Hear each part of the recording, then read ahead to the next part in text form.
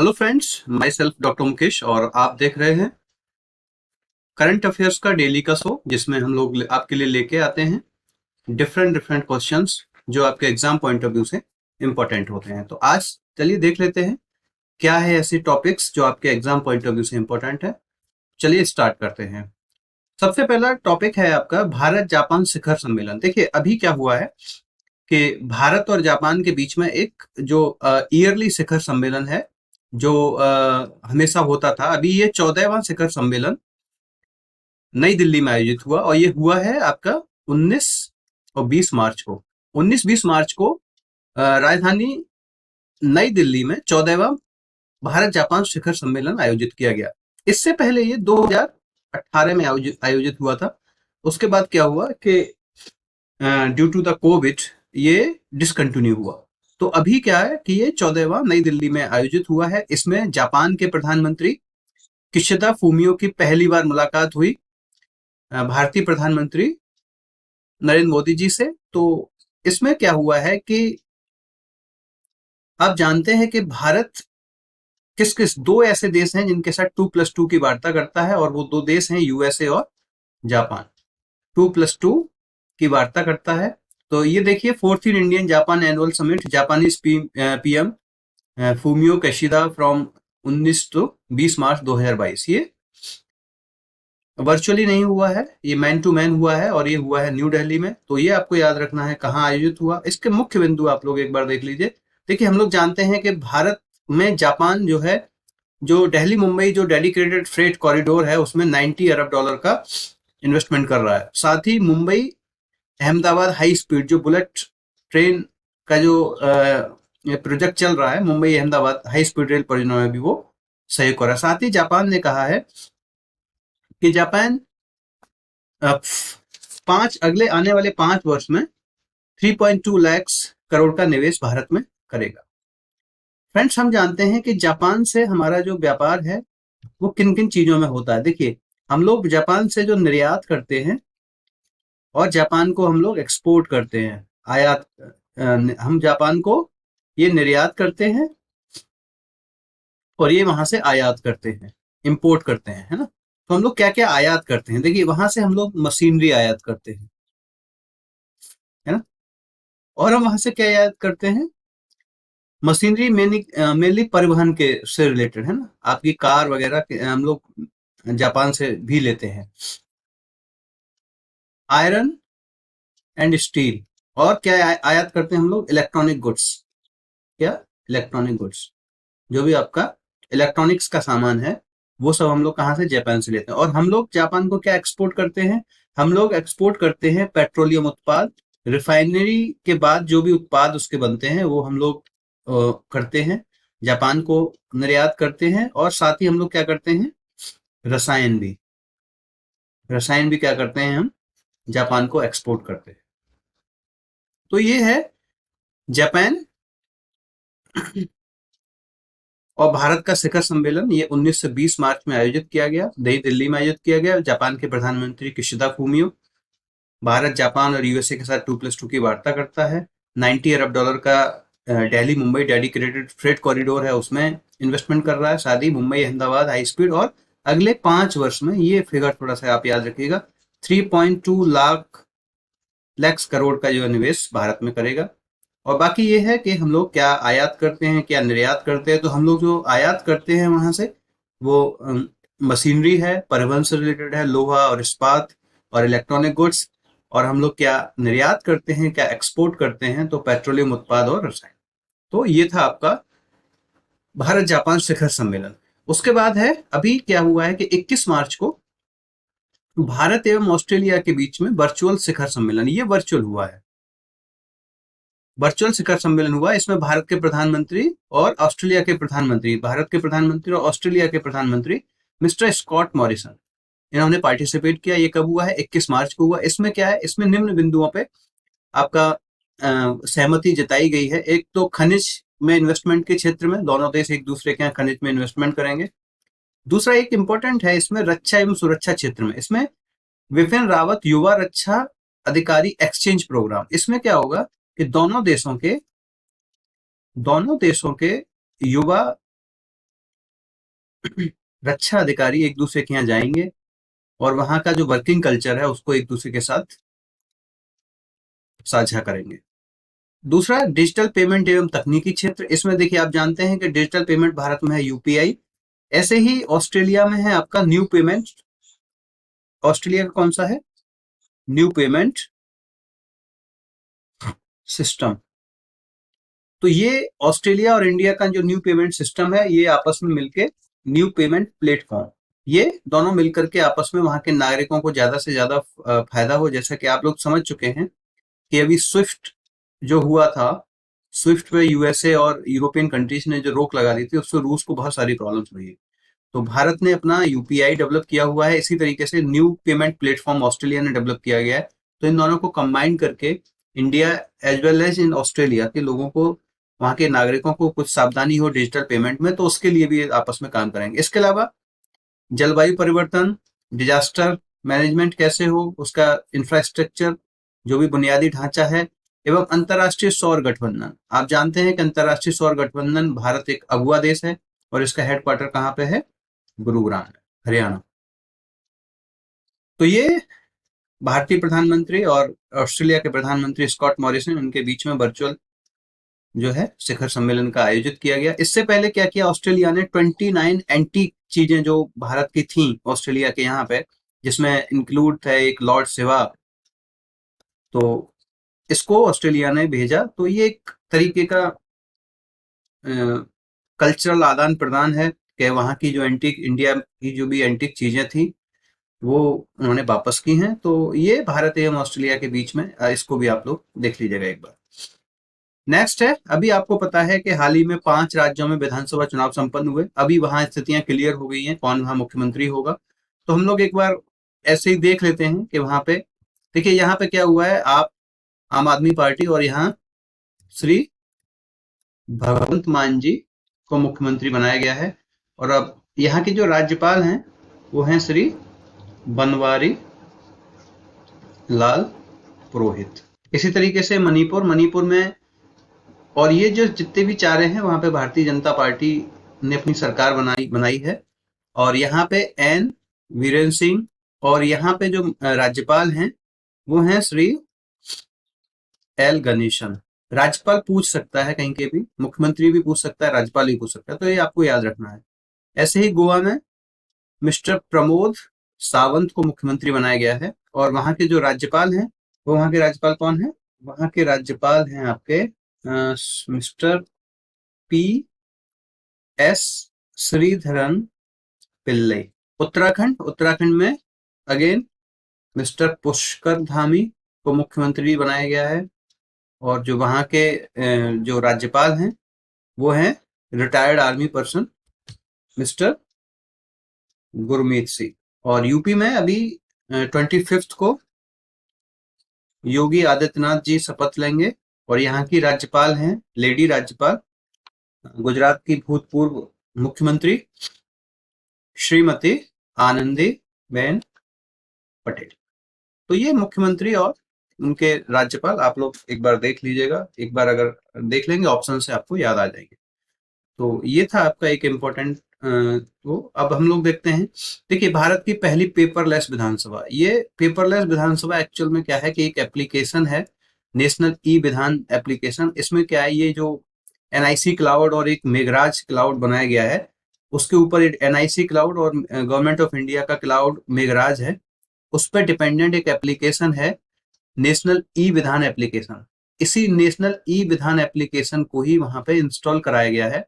तो ई असेंबली या पेपरलेस विधानसभा का कार्य आसान बनाने के लिए नेशनल ई विधान एप्लीकेशन का प्रयोग किया जाता है। ये एक ऐसा पेपर रहित इलेक्ट्रॉनिक माध्यम है जो कानून बनाने की पूरी प्रक्रिया, सूचनाओं का आदान प्रदान, जो भी आपके डॉक्यूमेंटेशन होता है उसकी ट्रैकिंग और निर्णयों को ऑटोमेटिक होते हैं, वो स्वचालित करता है। तो सबसे पहले ये पूरी 100% तरीके से किसने लागू कर दिया है? तो वो है विधानसभा।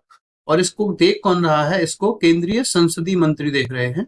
ये हर जगह इसका चल रहा है अभी प्रशिक्षण, और ये जल्दी ही हर जगह लागू हो जाएगा। तो केंद्रीय संसदीय मंत्री मिस्टर प्रहलाद जोशी इसको देख रहे हैं। तो सबसे पहले किसने कर दिया? अब जो पहले करता है तो वो क्वेश्चन बन जाता है। तो इसके लिए आपको क्या होगा?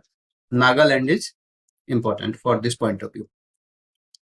उसके बाद हम लोग महत्वपूर्ण वन लाइनर देख लेते हैं। देखिए अभी क्या है कि 20 मार्च को विश्व गौरैया दिवस मनाया गया। आप जानते हैं कि एक टाइम ऐसा था कि जब गौरैया हमारे यहाँ से बिल्कुल एक्सटिंक्ट होती जा रही थी, तो धीरे धीरे गवर्नमेंट ऑफ इंडिया के प्रयासों से और एनजीओज के प्रयासों से फिर से गवर्नमेंट ऑफ जो हमारी अर्बन बायोडाइवर्सिटी है उसमें गौरैया का बहुत महत्वपूर्ण योगदान है। तो ये इसका जो 20 मार्च को विश्व गौरैया दिवस मनाया जाता है। इस वर्ष की जो थीम है इसकी, जो इस वर्ष की थीम थी वो थी आई लव स्पैरो।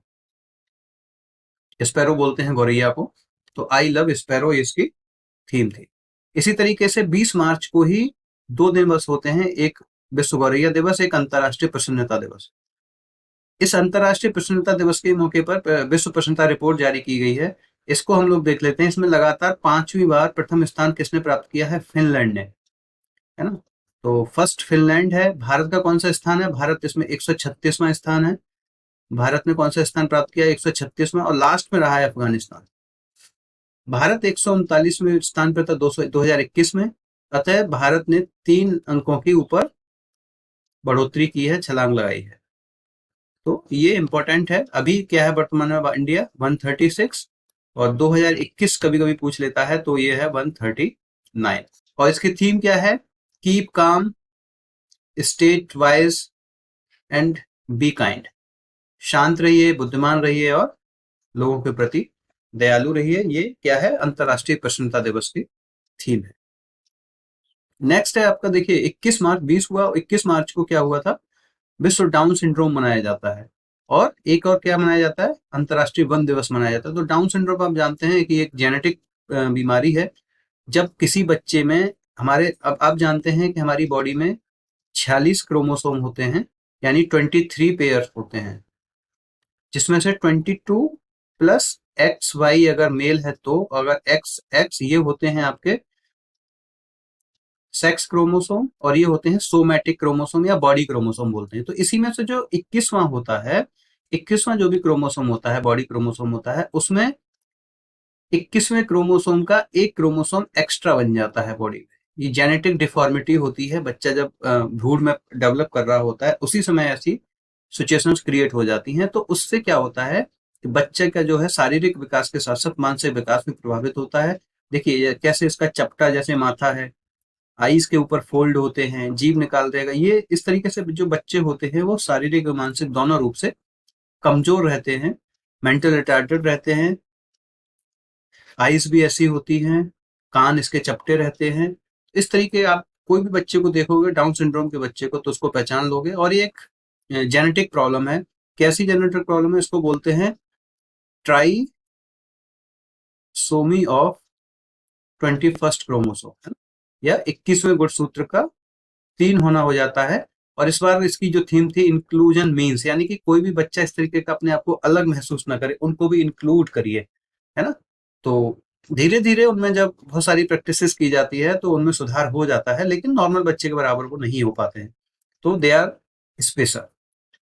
इसी तरीके से 21 मार्च को अंतर्राष्ट्रीय वन दिवस मनाया गया। अंतर्राष्ट्रीय वन दिवस 21 मार्च को इसलिए मनाया जाता है क्योंकि हम जानते हैं कि उत्तरी गोलार्ध एवं दक्षिणी गोलार्ध में इस दिन क्या होता है? 21 मार्च को इक्विनॉक्स, इक्विनॉक्स की पोजीशन होती है। तो अंतर्राष्ट्रीय वन दिवस, जैसे जैसे जलवायु परिवर्तन और कार्बन उत्सर्जन का मामला बढ़ रहा है तो हमारे इसमें वनों की एक बहुत बड़ी महत्वपूर्ण भूमिका होती जा रही है। और अभी आप जानते हैं कि नेचर जो पत्रिका है उसने अमेजोन वनों को लेकर के एक रिपोर्ट जारी की है, जिसमें उन्होंने कहा है कि 75% आपके जो भी वन है, अमेजोन वन, वो कटाई के कारण, कटाई किस लिए? डेवलपमेंट, रोड्स, इंफ्रास्ट्रक्चर के कारण वो नष्ट हो रहा है। तो ये अंतर्राष्ट्रीय वन दिवस 21 मार्च को मनाया जाता है। और इसी में आपको याद रखना है कि 5 जून को क्या मनाया जाता है? अंतर्राष्ट्रीय पर्यावरण दिवस। तो ये है आपका 21 मार्च। नेक्स्ट है आपका 23 मार्च। आज 23 मार्च है और आज हम लोग शहीद दिवस मना रहे हैं। आप जानते हैं कि एक शहीद दिवस आप मनाते हैं, इम्पोर्टेंट जो है, वैसे तो और भी कई मनते हैं। बंगाल में शहीद दिवस मनता है। बंगाल भाषा के 19 लोग जहाँ पे शहीद हुए थे बंगाली भाषा मूवमेंट को लेकर के, वहां पे भी मनाया जाता है। लेकिन 30 जनवरी और 23 मार्च, ये बहुत इंपॉर्टेंट है। 30 जनवरी को क्या हुआ था, हमारे राष्ट्रपिता महात्मा गांधी जी की हत्या हुई थी। और 23 मार्च को आज ही के दिन भगत सिंह, सुखदेव थापर एवं शिवराम राजगुरु, इनको फांसी की सजा दी गई थी 1931 में। आज ही के दिन फांसी दी गई थी। तो अभी क्या है, जो न्यू आपकी पंजाब गवर्नमेंट हुई है उसमें उन्होंने पब्लिक हॉलीडे घोषित किया है। तो ये इंपॉर्टेंट थोड़ा हो जाता है। क्यों इंपॉर्टेंट हो जाता है? क्योंकि भगत सिंह के गांव कनखड़ में ही उन्होंने क्या किया है, शपथ ग्रहण किया था। तो ये इस बार थोड़ा सा इंपॉर्टेंट है। 23 मार्च शहीद दिवस, इसको आप लोग एक बार देख लीजिएगा। और आज 23 मार्च को ही, आज ही के दिन विश्व मौसम विज्ञान दिवस मनाया जाता है, क्योंकि आज ही के दिन विश्व आपका जो मौसम डिपार्टमेंट है WMO, इसकी स्थापना की गई थी।